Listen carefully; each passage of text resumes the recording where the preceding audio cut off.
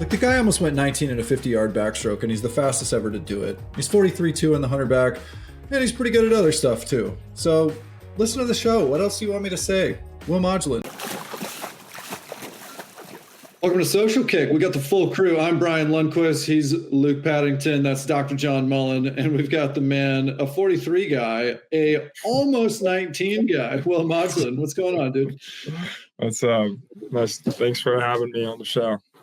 Okay, when I was swimming, we had a phrase that's saying, like, if you got out touched or if you missed something by .01, we'd finish the race and go, we should have farted. Haven't heard that one before. That's good though. Do you get what was the team saying right after? Like, the whole crowd's going, oh, he almost got it. I mean, I think everyone was cheering for me to do it. I mean, a lot of guys in the locker room. I know, like Ryan Brandon, he was like, oh man, I'm excited, because usually our invite, we don't have that many teams there. So like our B relays are also in the same heat for us. But this was the first year where they had basically our whole heat prior to us were our B teams, every team's B team going at it. So I know he was pretty pumped up, and he was in the locker room like, man, I'm bummed we can't race y'all, but I'm excited for you to go 19. And I was like, okay. Like, so, I mean, all the guys on the team were rooting for me. And after I finished, I mean, I think everyone wanted to see a 19. I did too. But I mean, they were all still super pumped to see 20-point flat. I think 20-point flat has its own type of kind of mysterious and kind of aura to it, you could say. That's one way to spin it. Love for it to be 19 too. But. I mean, I remember vividly my first time going 19, but it was freestyle. So it's just, I realized so slow talking to somebody who could potentially do it backstroke. And you know, the cool thing about being that close is that you know that you can do it and that you're capable of it. It's like, you know, going 20 flat and putting that time on the board means like you execute the right race and you're probably 19.6. I mean, it's like that's the capability. So, but you're there. Having an option that works with my affinity for swimming and my love for being in the pool that can help me by, you know, taking care of the wrinkles before the pool, you know, with the goggles, so I don't look like I've been in the pool all day, to not being itchy, to smelling nice. It's kind of nice to have an option that does all those things. Right when I started sweating, when I hit the gym, I'd be like, oh my God, I can even smell chlorine. And I thought my freaking nose sensors were dead from years of smelling chlorine, but somehow it still seeped through. But this lotion is starting to really eliminate it. You can enjoy these benefits too. Go to Try Hard and use code SocialCare for 20% off your order. I was gonna say, what is your freestyle PB? 19.5. Does that correlate? I think it's basically from high school. So okay, I haven't really gone faster than that since high school. So if you go off the block, turn on your back for backstroke, what are you going? Yeah, I don't know. I hope faster than my freestyle time was. There we go. So I don't know. I'd hope to be. I feel like 19.5 would be pretty safe. I feel like that'd be a good time to throw out there. There we go. All right. Well, we're looking for 19.6 in the springtime, but until we get there, well, as always, we ask our audience. Social Kick Swim on Instagram, YouTube, TikTok, all those places, especially Spotify. If you got questions for the show, hit us up in the Spotify comments, and maybe we'll pull one into a show, but no dumb questions. So we got some for you, Will. First, I want to start off with, this one's from Swimfish87, wanted to know, what's your greatest accomplishment in high school that prepared you for college?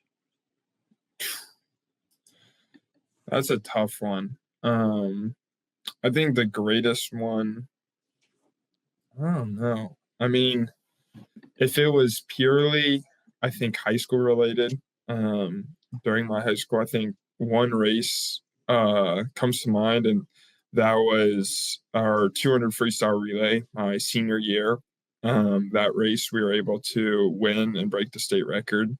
And I think that race in particular prepared me a lot for the senior stage, really, in college swimming, because I mean, our team was super good all through my freshman through senior year, except we just never had the right pieces, I guess, fall into place to win a relay at our state championship. And I think that race in particular kind of allowed me to develop a sense of like patience and kind of discipline for, I think, just like working at something consistently, especially with a group of guys surrounding me, and then also just allowing me to have a group of guys around me to push myself, I think, to greater limits, and then also allowing myself to help push them. So I think being able to work through that, I think through essentially the 3 years I was, I guess 4 years I was in high school, with essentially the same group of guys as well. And just kind of consistently just putting your head down, knowing that maybe a prior race the year prior or even that season doesn't define what you're going to do at the end of the season. I think that helped me a lot for the college stage, because I think there's a lot of times where I've had it where I've been super tired or maybe haven't had the greatest race or whatever. And then you just have to kind of put your head down and remember, I mean, you don't know what's going to happen a year, whatever, 6 months down the line. So I think that race in particular, just always, that's my, like, I think my favorite race in high school that just always comes to mind. Did anybody know in your high school, like, were you celebrated? Did they realize what an achievement it was? And was it a big deal? Or the football team won a game and that was the news that day? No, I think everyone kind of knew, because, I mean, being from Indiana, Carmel's a powerhouse. Right. I mean, I think almost swept every single relay my 4 years in high school too. So kind of seeing a smaller school like Zionsville winning, I mean, everyone, that was like just like one of my favorite moments in swimming too, because I mean, just it was like almost the loudest I've ever heard the Nat kind of erupt after that race. And I mean, I think everyone kind of knew, like, kind of cheering for the underdogs in a sort of way when we won that relay. So I think that it was a super special relay, and I think a lot of people kind of knew that as well. You mentioned Carmel winning all these, events and state titles in a row. In Ohio, we had St. Xavier. They won back-to-back championships for decades and all that. So be honest, everyone hates Carmel and Indiana outside of Carmel. Right? I mean, I don't. Maybe. I mean, there's definitely, I think, some hate surrounding them. And I mean, it's understandable where it comes from because they're so good and it's frustrating at times. But it's hard not to give them the props. I mean, they're doing things right, and I mean, performing. So I mean, all you can do is just kind of race them and give them your best shot. So I mean, that's always what I feel like we tried to do as a team. But yeah, I mean, there's definitely some button heads that happens, I think, in the state of Indiana between every one of them. I wonder why you're the captain of Texas now. Very, very good answer, Will. Yeah. Go ahead, Pete.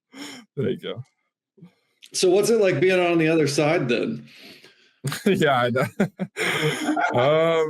Yeah. I mean, yeah, I mean, it's totally a switch up and a change. That's a good way. I mean, don't ever really try and think about it that way. But I mean, yeah, I could totally see where, I mean, I can 100% see where it comes from. But I mean, I also was a part of the team my freshman year when we were 7th. So, I mean, I think it's easy to look at our team this past year and even this year and say we're a powerhouse. But I mean, I've been on the team when we were 7th and we were fighting just to stay in the top 10. And I mean, I think, I think you see a lot of comments and whatever from people, but I think it's really fun. I think being in a team that's surrounded by a lot of guys are trying to strive and achieve the best. So, I mean, it's just super, super humbling, I think is the word I'd use, because every day, I mean, I'm getting worked by everyone around me. It doesn't matter how fast they are. When we all dive in for practice, it's just everyone going at it. All right, let's keep going with these audience questions then. All right, so this one is from Cole W _swimmer01. What's your kick count? So I never had one freshman year and before that. And then this past, my sophomore year, it was 8. It was 8, 8, 8, 9, I think. And then this year it's 10, 10, 10, wow. 11, but I'm probably going to bump it up one more because I've been coming up short. So it'll probably be 10, 10, 10, 12. Do you feel like you've gotten to a point with enough reps in season racing at like full freshness that you feel like you can reasonably rely on that same kick count come taper time? Or do you feel like that is always kind of a concern? I think my coaches would say it's probably always a concern, but I think I rely on it pretty well because I don't know. I've never had a problem with it. I usually know too. In practice, I'll have a kick count, and come the race, I'll do the same kick count, and I always come up a little bit earlier. I think it's just to do with I'm probably a little bit snappier, and probably just allows me to surface a little bit sooner and take those kicks faster. But for the most part, I think I rely on that pretty well. And I mean, we do a lot. Bob is super detail oriented. So we do a lot of suited reps too in practice, where I'm doing fast 50s off the blocks or 25s off the blocks, where I'm practicing those kick counts. And I mean, they're quick to tell me, like raising their hand and telling me I got DQ'd or not. So, I mean, they're always telling me, add a kick, subtract a kick, whatever. So I feel like I'm pretty confident come into the season with those kick counts, or even when I'm rested with those. What's going on besides that with the backstroke speed at Texas? Hubie had incredible October with the World Cup circuit. I mean, Triple Crown, world records, and now you with your speed. Hey, what in November? What's different? What do you think? Is kick counts? What's going on with the speed work and backstroke, particularly with you guys? Honestly, I'm not all too sure. I mean, Hubie, I mean, he's been doing his own thing. I honestly haven't seen him that much this first semester. I mean, he's been traveling around, and then I mean, as soon as they got back from World Cup, it was like I'm sure you've seen just went up to altitude training camp for basically a whole month, while we were all of November, they were gone too. So, I mean, I really haven't spent a whole lot of time training next to him this first semester. But for the main part, I think what has helped is just doing a lot more just at like 25s at full throttle, because I think that has helped me really hammer down my kick count, because I know before I think I was always a little tired, and I would do kind of like 8 kicks, just nice and large and powerful, trying to get there. And I think this year, kind of focusing more on the sprint things and really toning in that, I've been able to focus and really trying to dial in, add in those 2 extra kicks, which I think has helped my speed a lot.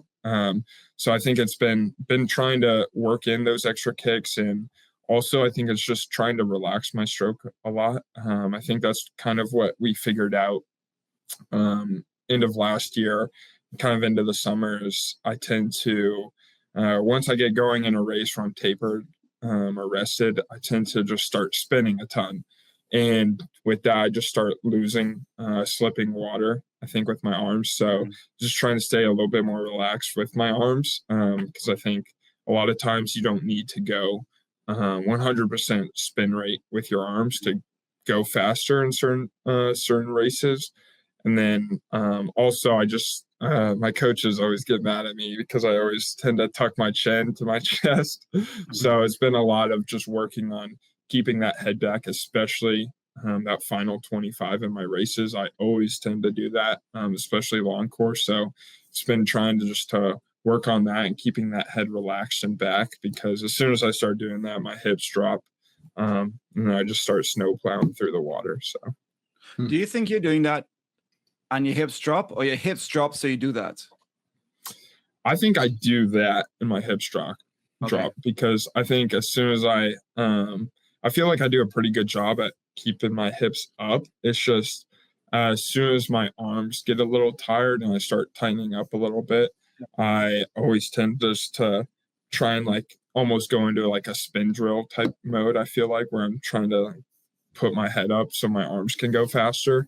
So I think it's been trying just to keep my head back and know and realize that that's not faster. So trying to just think about that during the last 25 of my races. You mentioned something about the finish and the head position and the relation to your hip position. And it made me think about the fact that, like, at least in my experience in you breaking down a race, there were really only like 3 things that I could have on my mind during a race. Everything else was going to be automatic. And for me, like a couple of those things that come up are, off the start, for whatever reason, like every time I reinforced it, I would enter the water with my feet not like fully together. Like one of them was kind of up and one was down.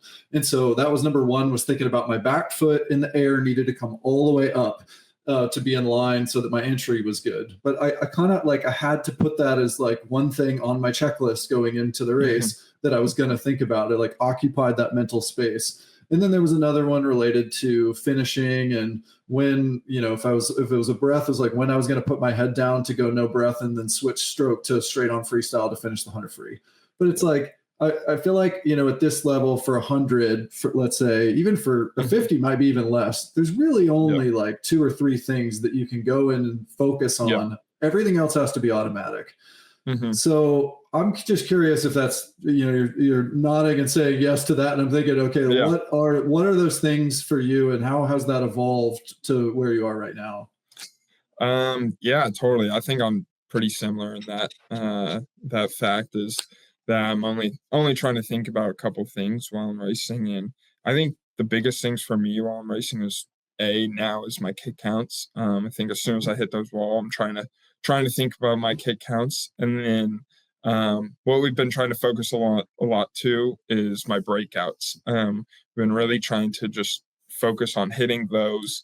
And then once I'm on top of the water, it's really just, I'm just kind of mindless swimming, just kind of going fast, and then really trying to hit the walls too. So a lot of times I know when I hit the wall great, or if I hit the wall bad, there's really that sweet spot where you're trying to hit. So that's something where I think my kick counts also help with that, because as soon as I start coming up shorter, I'm usually longer into the walls. So we've been trying to just hit that 15, because then I'll hit the walls right. And then the only other thing would just be the final 25. I just think about getting the head back. Other than that, though, most of that. So I would say just like kick count, break count, or breakouts, and then head back are kind of my 3 things that I think about while I do 100 back, or even really a 50 back is just kick count, breakout really. So well, DQs suck, very well from last NCs. They suck.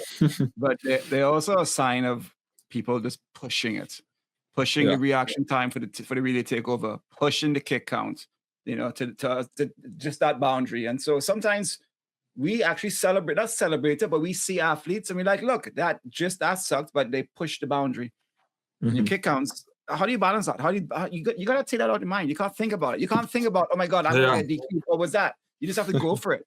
How's that balance? How are you dealing with that psychologically, almost like to push the boundary, yet, be safe?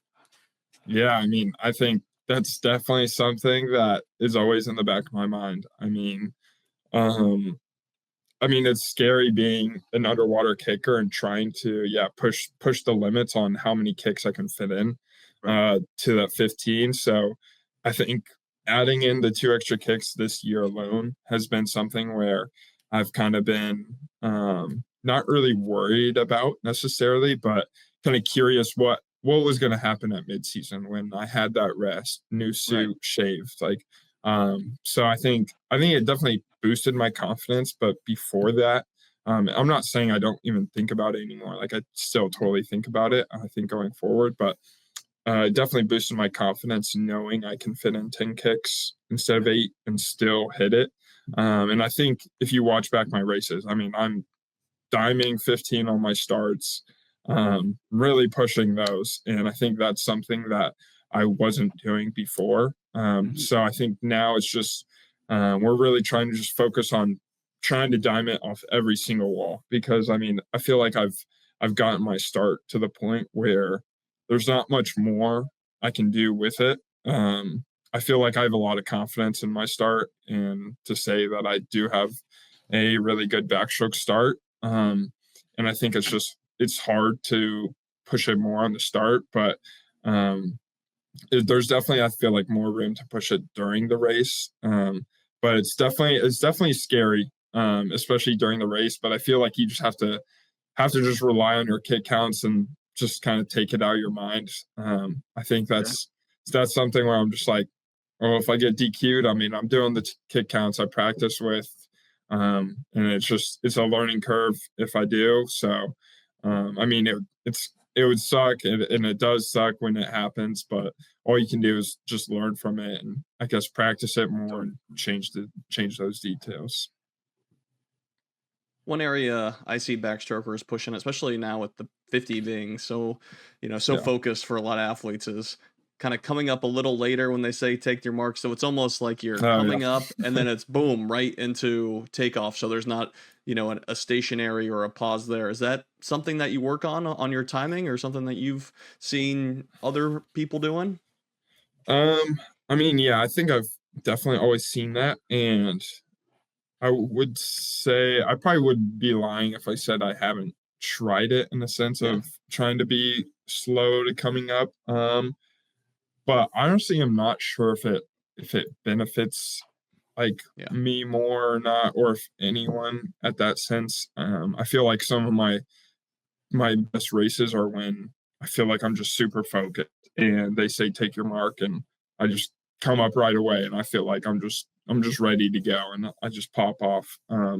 So I'm not sure. That would be interesting to maybe test out in practice, but I feel like for me, I'm someone who's like very just like explosive. So I think maybe, I don't know if it would just like mess with my start, because I feel like my start is just like super, just like, I don't know, I have my process, and I feel like I don't know. I try to stick to it best I can.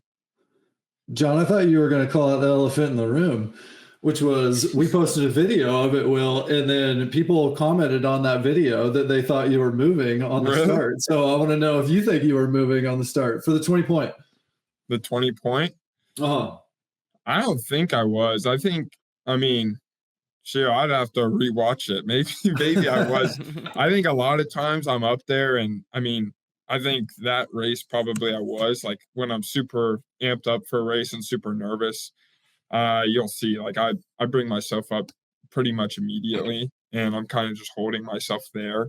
And I think I'm just really ready to go. And I mean, it's not easy to hold yourself up there. Like, you can't just go down like a flat start and stay completely still. So I think it's unreasonable to say a backstroker is moving unless they really like I've flinched on backstroke, and I do not remember flinching or anything in that race. I mean, you pushing the kick count on the last turn of 100 back. You blades, you're the fastest, the world record holder for the 50 back yards, basically. You excited for the 50 long course? You must have crossed your mind. Yeah, I mean, I think I'm totally excited for the 50 long course. But I don't know. I just still feel like I haven't figured that race out yet. So, I mean, I think I'm excited to see what's going to happen. Yeah. I mean, this next summer, but I would be lying if I said I wasn't more excited for the 100. just because I feel like, I mean, it's just a longer 50 long course. And I think I don't know why, I just can't really figure out the 50 long course meters. Like I just tend to, I don't know, I just like start slipping a little bit. Like my start's amazing. My first 25, I'll be right there with all those 24 low guys. And then I just kind of start slowly dropping back a little bit. That last little bit, but I mean, I think that'll definitely come, and I am excited to do it this summer and just see where it's at too. Do you think, is there something different about holding that tempo and holding it water while you're doing it at tempo for 35 meters straight versus 10 meters straight? I mean, not even 10 meters in short course yards, right? You got to hold, it's like 8 meters versus 35 is a very different stroke. And I would always remember, you know, short course yards 50 free, short course meters 50 free. You know, there's a big difference between that and what you need to be able to do in a long course pool, because it's a giant difference in the amount of consecutive time that you're actually doing that on top of the water swimming. Yeah, I think there totally is a difference, because I feel like short course, I mean, you essentially just break out and then you're just riding like 4 strokes, and then you're taking basically, like, I feel like you pop up, take 2 cycles fast, and then you basically take 1 more cycle where it's super powerful, and then you flip over, and then you do the same thing. Whereas long course, I mean, you got to pop up, explode, hit that breakout, and then you basically have to keep it going. And I think to just find that sweet spot, and I think that's just maybe something I haven't yet figured out for my 50 long course. You just have to find that sweet spot where you're pulling a lot of water and having a high tempo. I think that's something where I think I touched on it a little previously, is what I was trying to do last summer, is trying to keep that high tempo up. But I just start slipping water a little bit, and I try to increase the tempo a little bit. But I just don't think that works necessarily for my stroke as much. But I don't know. I think these are all things that we'll kind of be working on towards the summer and towards the end of the season here. So, I mean, it'll be interesting to see a little bit. I'm just still figuring out the 50 a lot, I think, long course. Well, I hate to tell you, but you're wrong. You're overthinking it. I know. I probably am. Well, I'm saying you're really overthinking it in that the answer is we need a 200 medley relay long course.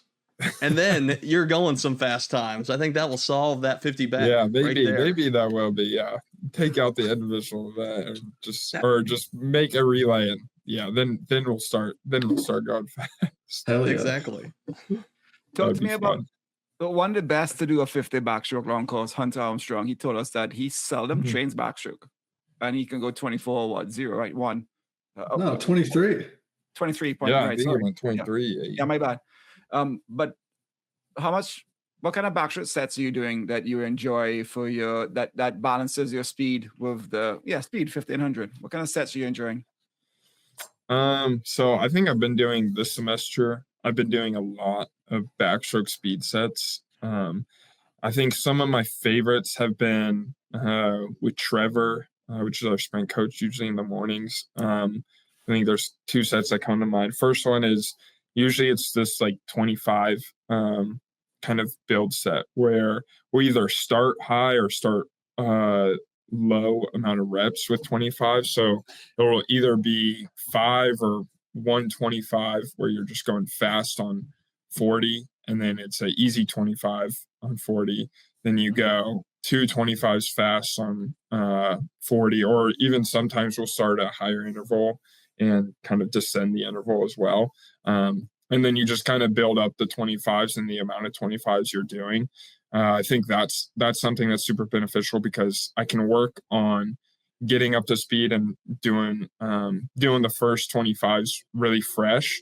And then once I start getting into the back end and start tightening up, that's when I can really start. I feel like that's when I really benefit from those sets, and I can really hone in on, okay, make sure you're doing the same amount of kicks, make sure you're still hitting it, same amount of cycles, And then he's calling our 25 times too. So it's something where I can measure it on every single 25. And I think it's also been super fun because I've been able to kind of test out new things, like new types of breakouts. Or, Trevor, in the beginning of the season, I was doing a lot of just exploding up with my breakouts. And so then he was telling me, try to be a little bit more horizontal with the way you break out instead of, vertical. So testing out that, and I can kind of play with it mid-set. What I'm doing, I can try higher tempos, slower tempos, and just see the times I'm going. And then another set that I've also enjoyed is we've done, I think it was, I'm trying to remember the exact set, but it's a lot of 50s at our 100 back end speed. And it's essentially just like you're going maybe 2 50s fast and then a 50 easy multiple times. And they're all at back end 100 speed. So I think for me, that's been helpful, is I can practice those 100 kick counts as well. So I think those have been the most beneficial sets for me speed wise, that I think have really helped my 50 and 100 progress this year. And I've seen them pay off not only in my racing, but also in practice. I've gotten, I think, just way better at doing those and holding those this year. Like, I think all last year I was fighting to go like 100 back end speed. I was 23s to trying to be 22, like 8s, somewhere in that range. And this year it's trying to be 25 or 22.5 or faster, hopefully, on those sets. So it's just trying to, I think, improve upon last year what's happened, and just keep the momentum going forward. Questions. And are these 25s in the first set, are they from a push, I'm assuming? Or do you all from a push. All from a push, yeah. Yeah, all from a push. And when do you when do you guys decide when enough's enough? Is it what time are you going? What's the delta? Do you decide when the time drops, when the pain starts, when the technique falls apart? When do you guys stop? How many you're doing? You said you build it up. That's kind of just up to, I think, our coach, like Coach Trevor's discretion there. He's the one writing our sets, and I don't think we've ever done more than maybe 5 or 6 25s in a row fast. So usually we keep the rep scheme pretty low. I feel like that's a pretty low rep scheme. So and this is all after, these are usually in our morning sets, where we also are doing racks, and then after we do a 25, or we do this underwater 25 set, which the main group does as well, and Bob's group. It's kind of Bob's special treat for mornings is this underwater set, you could say. And it's like just a ton of 25s underwater on 20, or faster on 15 sometimes, where you're trying to hold under 10. So I think it's not the only thing fast we're doing in the morning. So it all kind of builds on top of each other. So you aren't even going into that set completely fresh. You're already feeling it a little bit. So how many 25s on 15 can you hold around 10 in a row? Maybe 4. Yeah. I haven't bad, but a little better. Yeah, I haven't maxed it out, but for the most part, we do it pretty consistently. Like, I think the most we've done before is, you'll see this one pretty consistent, where we do, you'll do like 1 easy swim on 20, 1 fast underwater on 15, 2 easy on 15, 2 fast or 2 easy, on 20, and then 2 fast on 15, and then you keep it going up to 4, and then you do 4 again, and then build it back down. So I think that's the most you'll probably ever see from him. But for the most part, you don't do more than 4 in a row fast underwater. So he tries to doesn't make it insanely hard. Yeah, that's nice of him. What a nice guy. Just the morning practice, might as well. Yeah, just our morning, warm up the legs a little bit. So what gives out there first? Is it O2? Is it legs? I assume it's just legs. You guys hold your underwaters forever nowadays. Yeah, it's definitely, I think, legs that give out first. Some days you just have those days where I feel like you're just out of breath. One day I remember last year, it was pretty funny. It was like a funny story. It was like after in the locker room, I was like, who was it? Like, was this you? And it was like Cooper Lucas was next to me and we were doing it. This is beginning of last year. I just start hearing like that like choking on your own like air, like like underwater next to me. And I was like, I'm going to turn over and someone's just going to be on the bottom of the pool here. But I mean, for the most part, I mean, I haven't heard that since then. So I mean, we've definitely gotten more and more used to it. Sounds brutal, man. I was just making. Well, we'll usually save a question like this for the end, but I am curious about some of like the hardest things that you've done set wise. Can you tell us about a time that there's been a set written on the board that you're like, oh man, like this is gonna suck. Yeah. I mean, I feel like it's a lot of times. I haven't had as much as it this year, because a lot of this year I've been with Trevor more than Bob, because that's what I was doing all at the end of last summer after nationals, and I mean, did really well at WUGs, so we just kind of kept it the same. I think this year we were kind of like, okay, I think it was kind of testing it out if it was going to work short course, so it's worked. So I haven't done as much as Bob's sets this year, but I think last year, I mean, we still do like Hackett. Hackett's set a lot, which I mean that always hurts, especially long course. I mean, I don't think I've ever gotten through that set without increasing my times by like 3 seconds from where I start at to the end. Is that the 100 repeats? We do it 50. So usually Bob will go long course. When we do it, you do your easy 50s on 45 and then the work 50s on 50, and then or you start on 45 and then you go up I want to say 10 seconds every jump. So you do 16, 12, 8, and then 4 on. And then we do it the same short course, just same times as well. That's always hard for me. But I think last year, we were talking about this in the locker room today, actually, is like, we were like, I mean, Bob used to just give us a main set for all 4 strokes. It felt like we would do, like 4 rounds for like basically 1 round of each stroke would be like, you do like 3 ones descend, or 6 ones descend to all out, like hold, and then after you do another like 650s descend in pairs of 2s, down to like max effort as well, and then you do that for like almost every stroke. And I think those were the days that really kicked me, especially the days where I quickly learned that whenever I would start with fly, there was no recovering from that. It kind of just, as soon as I did fly, it took everything out of me.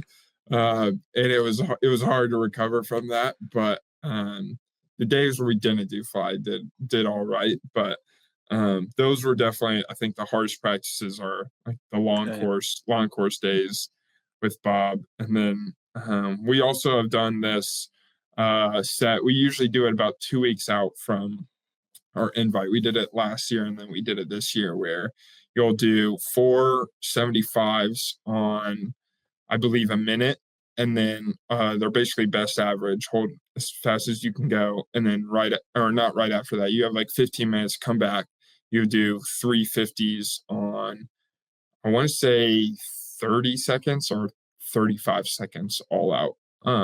And then first one's from a dive and then the rest are from a push. So, I mean, I think my freshman year, I was like 20.8, 24, 26. But, I mean, this year I definitely did a lot better on that set. So I knew my backstroke was in a lot better shape, but, those are definitely have been the hardest, and I think almost like most mentally challenging sets that we've done. You're never one of these swimmers that are spoiling our narrative that breaststrokers and then there's swimmers, because you why are you so fast at breaststroke? What is it about your breaststroke that's doing it? And is it are going to be a focus this season and for NCs for you, breaststroke, or are you going to work it into IM? That's a good question. Honestly, I mean, I hope it is, because I like doing breaststroke. I think I've always enjoyed it, and I mean, I wasn't bad or terrible at breaststroke in high school. And I think something that's just always helped is my older brother Coleman. I mean, he's primarily a breaststroker as well, or was primarily a breaststroker. So I've always kind of had that, I guess, sibling rivalry in that sense of I love to beat him in his own stroke. So that was always fun for me.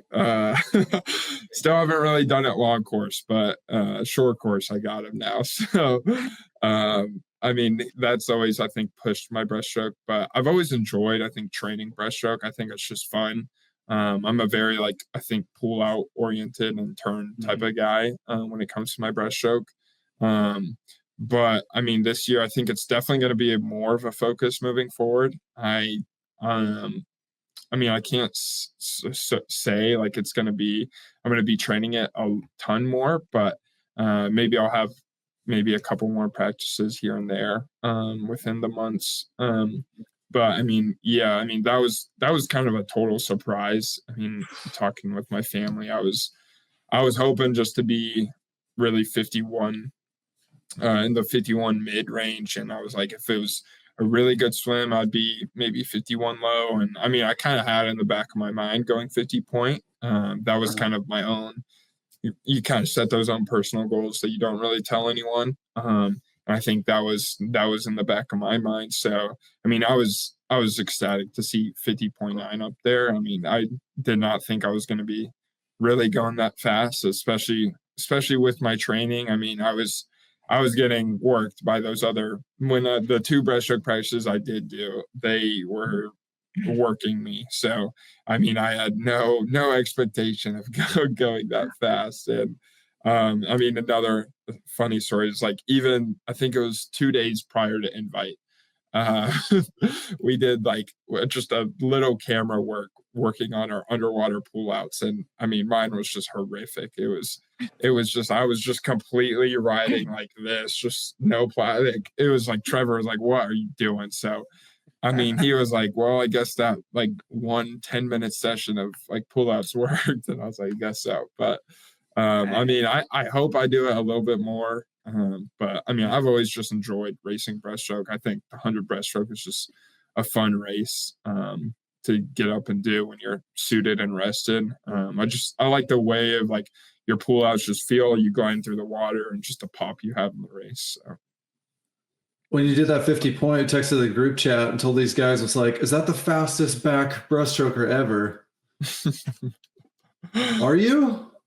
I'm not sure. I know Swim posted something, but I mean, I don't know. I feel like Leon and Hubie could probably both go fit. It's like, just that gap in the breaststroke that, you know. Yeah, Leon, I mean, he definitely could have been a 4,300 backstroke, I think. I mean, I remember he went 44.0 one day in practice here. So I mean, he definitely could. Yeah. I mean, but and then Hubie, I mean, Hubie does have a great breaststroke. It would be interesting to see what he could do in 100 breast. I mean, I don't think he would be slower than a 51 in that race. So I think there's no telling what he could go also in that. Huh. Well, at NC's this year, you might have the chance to do the 100 breast. What are your thoughts overall on the format changes and lineup for someone that actually has multiple options?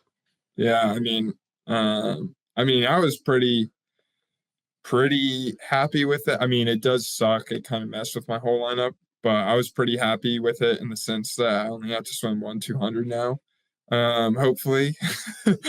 But I mean, as soon as that happened, I told Bob, I was like, I guess I made a joke, honestly, spoke into existence. Like, I guess I'm back in the 100 breaststroke now. And he was kind of like, "Oh yeah, okay." Like, so I mean, I think I don't think my lineup's 100% set in stone yet. Still kind of playing with certain things and trying to work some things out. So, but I'm all kind of for trying new things out. I mean, it does suck for the people that lineups are kind of more messed with. I mean, I have the opportunity to do like thankfully can do other events on different days and try out other stuff, but I mean some people can't, and I mean that totally sucks for them. And I mean it does suck in that case, but I think it also gives you the chance to see some people like me even do some new events, and I think that's also super exciting to kind of see some new events maybe get pushed in a certain type of way. Like I think it's fun having some of the hundreds the first day. I mean, usually those are second day, and a lot of those people are doing the 2IM first day, like I was. And I mean, 2IM is a taxing race doing that prelims finals first day. So it'll be interesting to see kind of with the shorter races, some of the shorter races up front, seeing what happens in those. So I think I'm just excited to see it in a more championship meet setting, like in NCAAs this year, and just see how it all works out. Well, I want to see how it all works out in the 100 backstroke. It's not very often that you have the fastest athletes ever in an event racing. The 100 back for women, and it happened like last year where we had Reagan and Kylie and a bunch of them right next to each other. You guys could be 4, 3, 2, and the fastest swimmers ever in 100-yard backstroke lining up next to each other. How do you feel about that? How do you feel about? Do you step up? Does that excite you? Does that make you like, shit, I got to deal with that? How are you feeling for that big moment? It's going to be nail biter. Yeah, I mean it's going to be exciting, and I mean we've kind of been having those battles. I think SEC's last year, NCAA's a little bit last year. I mean, we weren't exactly all in a row or anything, but I think I'm definitely excited for that, especially knowing I think last year I kind of saw them up on after they did that swim. I was like, oh my goodness, like if they are just on this mountain peak, just and we're all at the bottom of the mountain trying to climb up to the 43 low range. Like I just thought that was almost impossible, so to speak. But I mean, it definitely gives me some confidence going around what they've gone. So I mean, I'm definitely excited to be next to them and race them and know that I will be right with them. And I think it'll just be fun too, because I think we all kind of swim the race in our separate ways as well. Like I like to go out really fast, and I mean, so does Johnny. He kind of goes out just maybe a smudge slower than me, I think. And then Hoobie just likes to come out insanely fast. So I mean, I think it'll be fun to kind of do it. I think it'll just be fun to race them and see what happens, see how it all shakes out. Yeah, I mean, it's either you're gonna win it or you're gonna do a PB, or you might do both at the same time. But it's hard, right? Like you told people that you're thinking of going a 51 in the breaststroke, but the back of your mind, you didn't tell anybody. You secretly hope to go 50. What's that time that you set as a goal for the season? Not the back of mind time. Keep that to yourself. We're just guess. What, like given the times you guys are going now at midseason, what's your goal? Is your goal just to win races and see how the time comes and control what you can control? What goals have you set for March? I think my personal goals would definitely just be non-time oriented, would just be trying to place higher in my respective events. I mean, every event that I finaled in, I was getting 7th or 8th in. And personally, I just don't think that's what I'm capable of, especially last year. So I think a lot of what my goals are just to, I think, perform at my peak come into March. I just don't think I've done the greatest job with that. In all honesty, the past 2 years, or maybe just last year, my freshman year was all right. But just the last 2 years, or last year, I just didn't do the greatest job with that. And I mean, yeah, we still won as a team, but that was something where I think I was putting a lot of pressure on myself trying to perform then. So I think this year is just really trying to hit that come into March and hopefully be at my best. And then, I mean, time-wise, I don't know. I really I haven't really thought about it, but yeah. I mean, 42 would be sweet. Would be really sweet. I think that would be really awesome to see that on the board. I'd probably freak out. But time wise, I mean, I feel like I wasn't even expecting to go as fast as I did at midseason. So like at midseason, the only goal in my mind was just trying to beat Dean Ferris's pool record because I just wanted a little plaque. But I mean, other than that, like I looked up and I saw 43.26 in my prelim swim, and I was like, geez, like I was blown away at I was like, wow, is that right? Because I was like, I mean, before the race, like I was literally talking with one of our other backstrokers. I said this previously, but I was like, I don't know how they can even go 43.20. Like that just doesn't make sense in my mind. You manifested it. Yeah, like I guess I did manifest it. And I think maybe I did manifest a little bit because I kept thinking in the back of my mind, like when I wasn't at the pool and I can just see the board, I was like, what's like Hubie's record? Was he like 43.26? Or I couldn't exactly remember it. And 43.26 was in my mind. Like I kept thinking that was his time, which was pretty cool to see that. So I think maybe I was seeing it a little bit. But yeah, I mean, other than that, I mean, I just love. I mean, I've told Hubie this to his face, but I want my team record back because he stole it from me when he came. So I mean, just trying to, I think, beat that would be awesome. But I mean, if he goes faster than me and I still go faster than that, then oh well. I mean, I gave it my best shot. And, I mean, it's still a great swim. So, all right, put on your captain cap now. How is Texas culture and attitude leading into NCs? And I was thinking about whenever I watch NCAAs, I'm like, guys, Texas is coming. Day 3, 200s, Texas is coming. That's their day. But we don't have that anymore. We like we don't know, right? We don't know when the move's going to make or when it's going to happen. And I'm sure that certainly give you guys confidence. And like, so, okay, guys, relax for a second. But we got our big day. But now we don't know what our big day is. And you have to worry. But you are defending champs, you know, and you have a crazy recruiting. Captain-wise, how are you guys seeing the season? Have you talked about with your coaches, how it's going to go?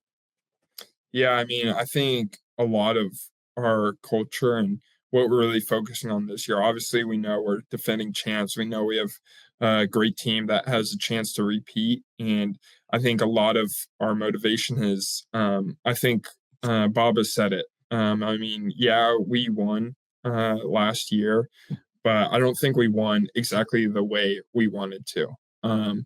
We wanted to go into that meet and really, I think, dominate.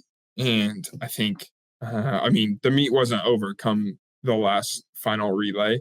So I think that was something where we want the meet to be over come the last relay or even the last day, to the point where we don't have to worry about our swims or whatever. We can just go out there and just go for it and just kind of push the limits. Exactly. Push the limits in relays, kind of go for it. And I think that's kind of been our motivation, our team cultures this year. Is just not being complacent with our work and what we're doing, and really continuing to push ourselves and not allowing ourselves just to roll over on our backs and just be like, oh yeah, like we're defending champs, like so what? I mean, I think a lot of it too comes from the culture that Bob has instilled in us. Is, I mean, yeah, we won, and I mean, he allowed us to have our kind of celebration, and yeah, we're champs or whatever. But as soon as we were back after that week, kind of after NCs we took, he was like, he was very quick to tell us, like, whatever you did like that doesn't matter now. Like what matters is what we're going to do next year. And I mean, I think that's just, I mean, we know we have great guides in every event. And I think touching on kind of what you were saying, I mean, come the last day, yeah, I felt like that was always a good day for us. It hasn't been, I felt like last year wasn't as great as it could have been for us even. But I think this year, I feel like every day is our day, honestly, in all honesty. And I think that's that's something where we want to just go into that first session. And I think just put up, I mean, we want every guy to make those A finals and have second swims at nights. And I think that's something we're kind of most excited for. We don't want those guys in the B final not getting a second chance. I mean, it does suck if that happens. Gotta take it. But I mean, we want every guy in that A final having another chance to put yourself in a position to score even more points. Oh yeah. Yeah, I've been a part of a team that came down to the last relay, and it's a lot more fun when you've got house money to play with on that last relay than it is sweating what your takeoff is going to be and knowing you got to legally finish the race. And I don't know. Yeah, for sure. Hell yeah. All right, well, let's some rapid fire questions. Well, what's the hardest race in swimming? I'd say 2-back long course. If you don't save up. Yeah. Olympic gold or world record? Ooh. I feel like I'd have to say Olympic gold. Is Arch Manning overpaid? Yeah. I feel like I have to say yes. As much as I don't want to, I feel like, I mean, throw us a little bit.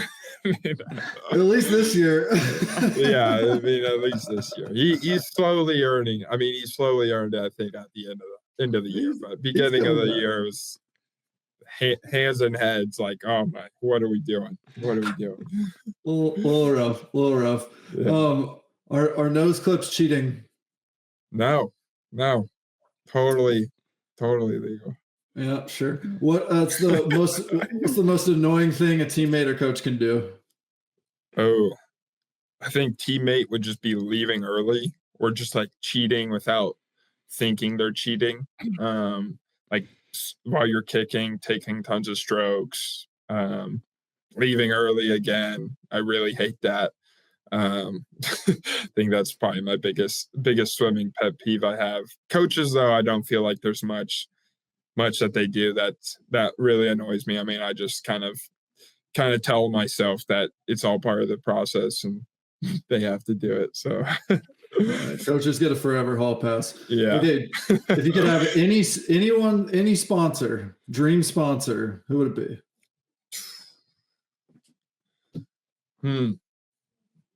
I don't know. I mean, does it have to be like a swimming brand or just like? No, man, dream big. Shoot, maybe like Ferrari or Lamborghini, can put me in a nice car while also, I mean, maybe they'll use those Formula One technicians and create an insane suit for me also. Plus, I think it'd be pretty cool. Like you have a tech suit with like the Ferrari emblem or your cap with it. I think that'd be pretty sick. There you go. All right, work the connections there in Austin. Yeah. And get in pit row for that Austin next year. There you go. You got to schmooze a bit, shake some hands. Exactly, I know. All right, have we already covered it, or what's the hardest set you've ever done? I think hardest set I've ever done is maybe just Hackett set long course. That or we do this thing called Challenge 50s long course. And it's just you do 10 or 12 50s in a row and you start on, I want to say, I can't remember if you start high or if you start low. Haven't done it in a little bit. But you either start high or low with the interval, and it starts on like 130, then you go, I think 115, 1 minute, 45, 30. So, I mean, I think it goes down, and then you go 4, 2, 1, 1, 1. I think with the intervals, I think that's a hard one. Or the 75 set I shared. 75s I feel like are just painful because you're just doing a 50 all out and then you just add another 25. Right. Yeah. That's exactly the way to describe a 75. Yeah. All right. What's one hot take for swimming in 2026? One hot take for swimming in 2026. I don't know. Maybe I want to say that 50 should be an individual event at NCAAs, but I just don't know how they'd work in with the schedule. Fair enough. What's the best performance in swimming you've ever seen in person? In person. I mean, I would want to say probably, honestly, maybe Leon's 5 free, that or even Luke's 200 freestyle. I think those both come to my mind just because those were so dominant. And I mean, Leon, when he swims freestyle, just doesn't look human because he's, especially in a 500 freestyle, like I'd never seen someone underwater more than halfway off every single wall before in a 5 free. And that was just like, I've always seen like Luke. I mean, I knew Luke was a beast and everything. And then like that year at NCAAs, was it 2024? I mean, it was insane watching him just take it because Luke goes out fast. And I mean, he just took it out insanely fast, which that was just an absurd swim to watch. Absurd. All right, last couple here. What do you think? What do you say to the purists who hate on underwaters when they watch short course swimming? I have a couple of those on my I have a couple of those on my team who always Cam in particular, Cam Taylor, he always tells me that I'm cheating. And he says that's the only reason I'm fast, is just because I cheat using my underwaters. And I mean, I just tell him get better, I guess, at it. I mean, it's in the rule book. So Exactly. All right, man. Last one. How much social kick are we doing these days? Oh, Bob. I don't know. Trevor? I haven't done much recently, I think, this year. I mean, actually, maybe like a 300 in a month. That's not bad. That's more than before. No, yeah, we're getting there. We're getting there. We'll take something. Yeah. Well, we know that's the secret to the underwaters. You can do as many 25s underwater on 15, but if you add in some social kick, I'm telling you, that's the secret to 42. I'll tell him. I'll let him know. You just got to will it into existence. Will Modglin, thanks so much for hanging out, man. Good to see you again. Yep. Thank you. Thanks for having me. That's it for this episode of Social Kick. We'll see you next time. See you guys. Hey, everyone. Thanks for hanging out with us. If you enjoyed this episode of Social Kick and you'd like to see more, subscribe to the channel. And we love talking swimming, and we'd love to talk about swimming with you. So leave us a comment, and we'll see you next time.